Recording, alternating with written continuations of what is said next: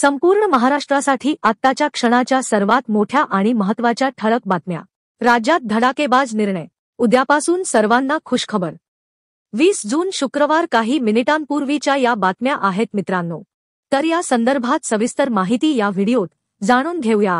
2024 मध्ये तत्कालीन शिंदे सरकारने सुरू केलेली मुख्यमंत्री माझी लाडकी बहीण योजना गेमचेंजर ठरली आहे। पण आता राज्यातील महिलांसाठी सरकारने महत्त्वपूर्ण निर्णय घेतला आहे। राज्यातील महिलांना स्वयंपूर्ण उद्योजक बनवण्यासाठी सरकारने 9% अल्प व्याजदराने कर्ज उपलब्ध करून देण्याचा निर्णय घेतला आहे।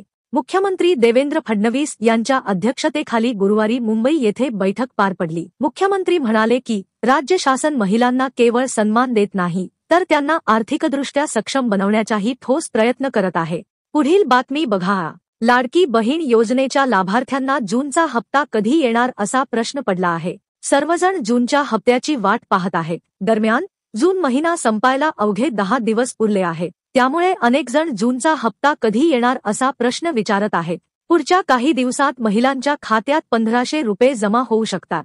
महिना अखेरपर्यंत म्हणजे पुढच्या 2 आठवड्यात हे पैसे दिले जाऊ शकतात। याबाबत अद्याप कोणतीही अधिकृत माहिती समोर आलेली नाही। पुढील बातमी बघा।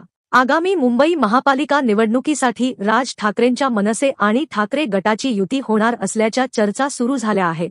आता शिवसेनेच्या वर्धापन दिनाच्या मेळाव्यात बोलताना उद्धव ठाकरेंनी या संभाव्य युतीबाबत सकारात्मक संकेत दिले आहेत। शिवसेनेचा 59वा वर्धापन दिन मेळावा आज मुंबईतील षण्मुखानंद सभागृहात आयोजित करण्यात आला होता। यावेळी उद्धव ठाकरे बोलत होते। पुढील बातमी बघा। राज्यात सर्वत्र पावसाचा जोर वाढला असून अनेक भागात मुसळधार ते अतिमुसळधार पाऊस कोसळत आहे।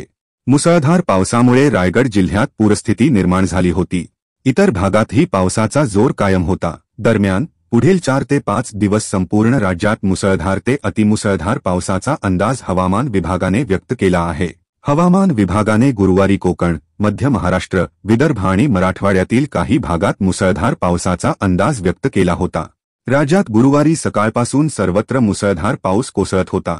कोकणात पावसाचा जोर सर्वाधिक होता।